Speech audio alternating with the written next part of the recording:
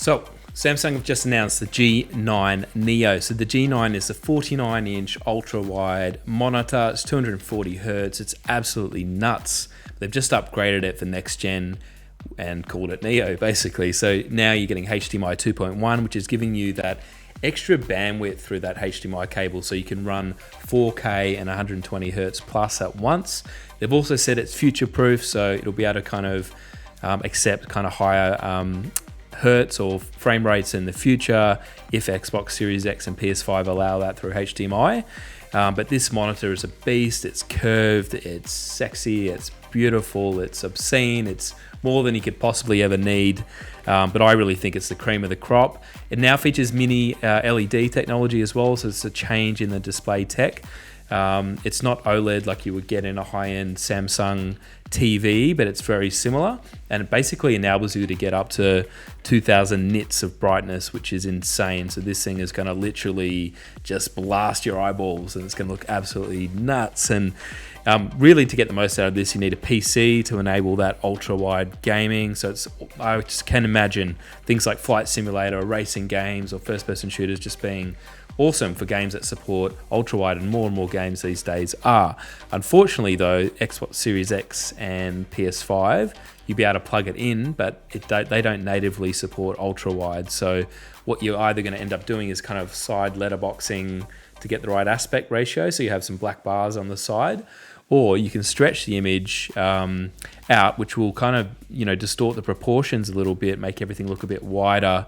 But at least then you'll kind of be using the full real estate that you get through this monitor. So it's not a bad option. I've seen some people do this online. It actually looks pretty good. Like, it doesn't look as bad as you think it might. Or you can crop off a bit of the top. And there's some good features built into the monitor to be able to stretch an image without it looking rubbish, basically. So yeah, look, this is great. It's been the standard for a long time. It is bloody expensive, so you're kind of looking at that $2,500 US kind of price point, which is insane, but it is future-proof. So like, pretty safe to say buying this, you're good for 5 to 10 years. So you can kind of keep that in mind.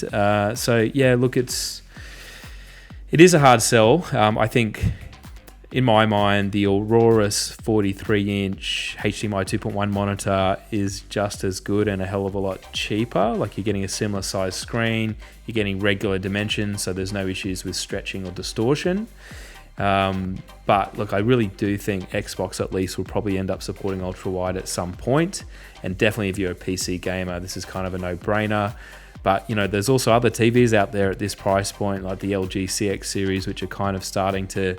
The lines are blurring between console and TV and PC. It's all coming together, which I think is great for gamers, as there's more options and there's more abilities to kind of use hardware to push your gaming experience further. So I'm pumped for this. I've just bought the M28U, which I think is great. I'm going to keep that monitor and use that monitor for a long time, but I do want something larger for more immersive gaming experiences. So either the Aurorus or this would be a really good option as my next purchase. So what do you guys think? Is this enough? Have they done enough? Is mini LED the right tech to go for?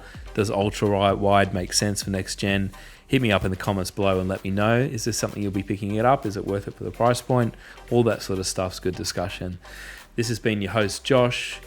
This has been Xbox XL. Peace and love to you all.